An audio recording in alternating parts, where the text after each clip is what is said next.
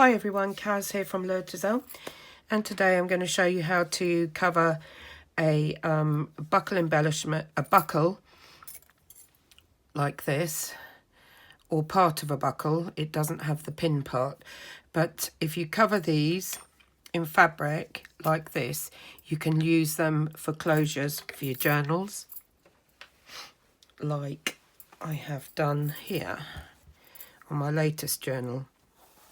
This journal is called Kingfisher Blue, and I'll be doing a video on this soon. I've just got a few things to finish off first. And this is what it looks like. So I did the centre, the same fabric as this, and this is just some random fabric that I had laying around. And then I stitched it onto there and pulled the tie through from that side. And I think it makes a great closure, something different anyway. And I just came across this by accident, really, as you do. Right, so put that to one side. Now what you need is long strips of thin, sort of thinnish material. This is lace, a lace one, and the lace is quite bulky in places, and that will be good for a certain type of journal. This is quite fine scrap material. And this is a silk scarf that I've had, and I just ripped off strips. I just went as long as this scarf is, which was approximately 30 inches. But size, you know, length that really doesn't matter as long as it's, I'd say, yeah, maybe, you know, at least 20 inches long just to get around a buckle this size. It depends on what you're covering. Of course, these are quite large, possibly 3 inches. And so this is how I start off doing it. I will normally find, which is the right side, that's the right side. So to start off, I'll just tuck that behind, hold it firmly. It does get a bit fiddly in the start, but you don't, the thing is with this, you don't have to be too precise, which is really cool. I like fabrics that fray because it gives it more interest and just looks a lot nicer, you know, especially for handmade things. And you just twist around like this, and you make sure all of the metal of your buckle, or whatever it is you're covering, is covered. Now you have to pull it quite taut. Whoops, whoopsie, like so.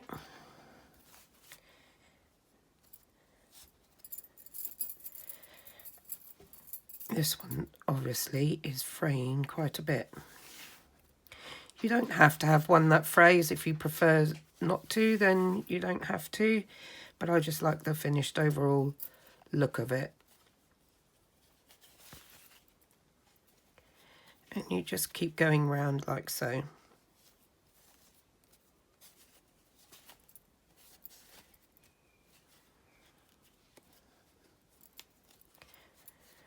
Pulling it tight.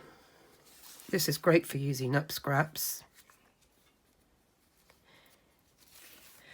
For the people that are in the UK, I found these, I call them buckles, but there wasn't another part with it. But, you know, you could use it on your journals anyway. And they were from the works, and they cost about, they were in a sale, and they cost about 10 pence for a pack of 5.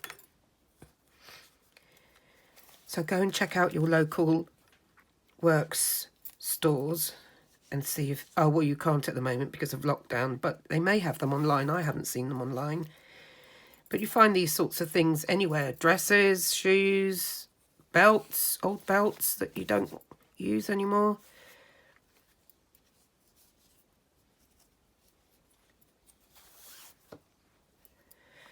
I just carry on when we get to the join there. Don't worry if there's a little bit of a gap because we're going to do the middle separately. And already we've used quite a bit of this fabric, as you can see.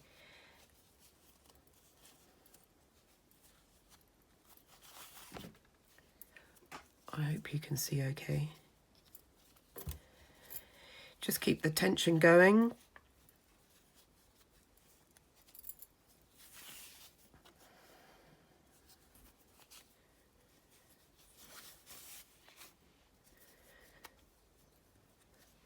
I've used velvets, I've used, as long as it's not too bulky and heavy a fabric, then it works much better.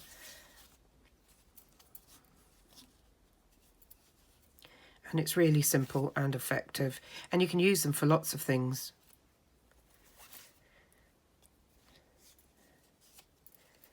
You can use them in your mixed media.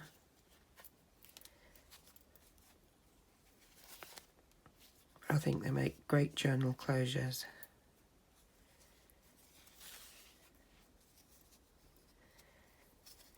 Okay, so we're coming to the end of the outer circle. Whoops.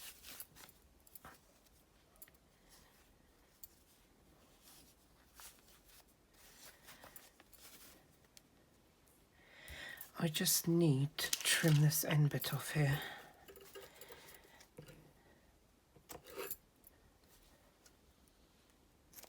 That was getting on my nerves.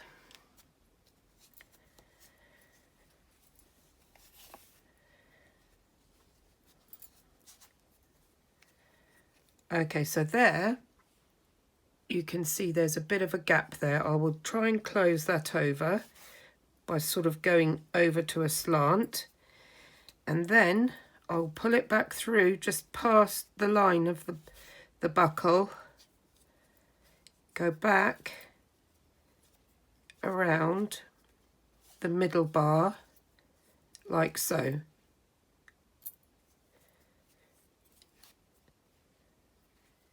Go over that and start going around the middle bar.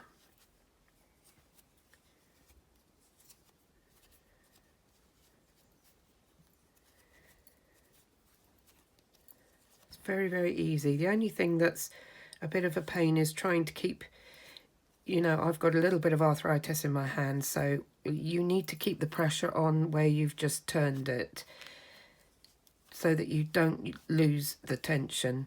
Well, luckily enough, this piece of fabric is enough. Sometimes you have to join fabric, in which case, so say if I'd have run out up there, I would have just held it there. I might actually just go over it with another piece of fabric to show you what to do if you run out.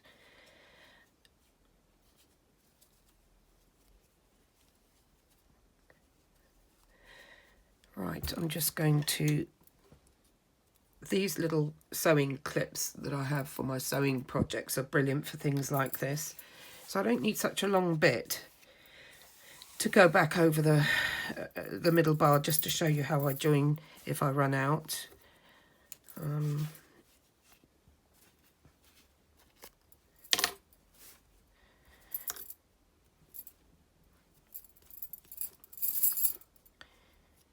So if you run out and you need to join up, the end bit leave about like that. Get a bit of Fabri-Tac, rub it on there, hold it firmly for a few seconds.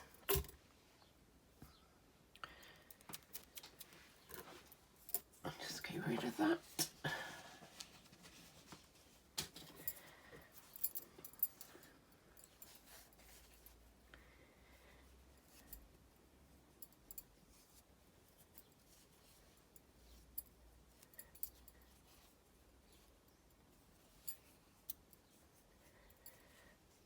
Pop your fabric on again. Hold it tightly.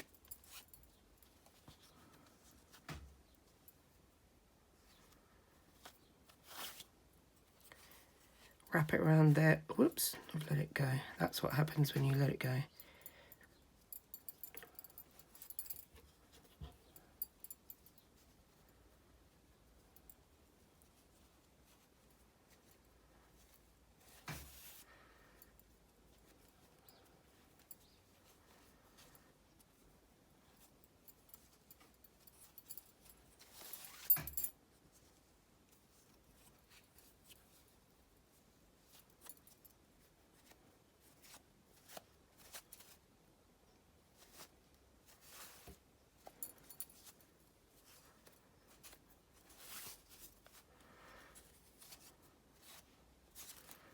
Honestly, this is the easiest thing in the world to do.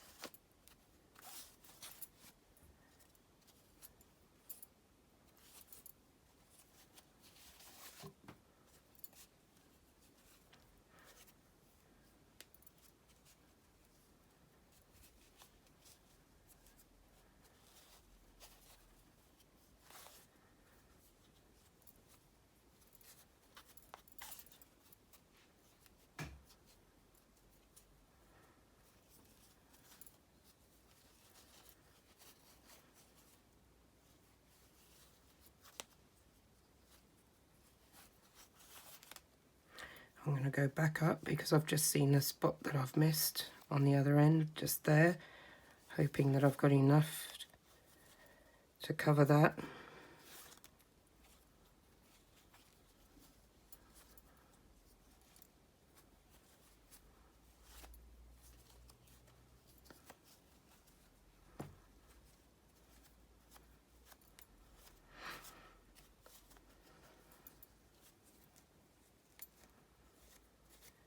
And now I'm going to go around the outer circle to just cover up that spot that I missed. And there it's covered.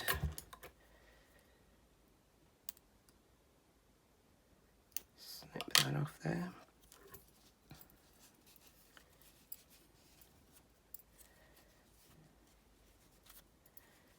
Just wrap it around until you finish your fabric, finish your length.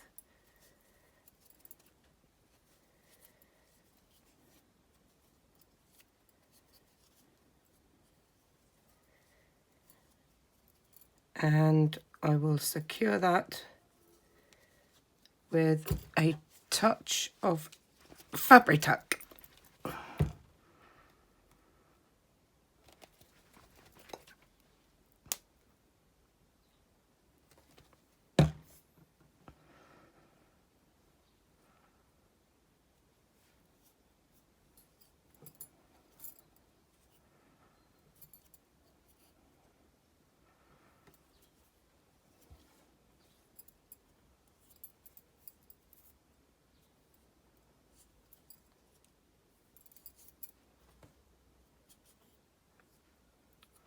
And what I do when it's dry, I'll just hold that there for a few seconds, I'll snip off any bits that are just poking up, you know. Probably won't be in on this one, but sometimes there is.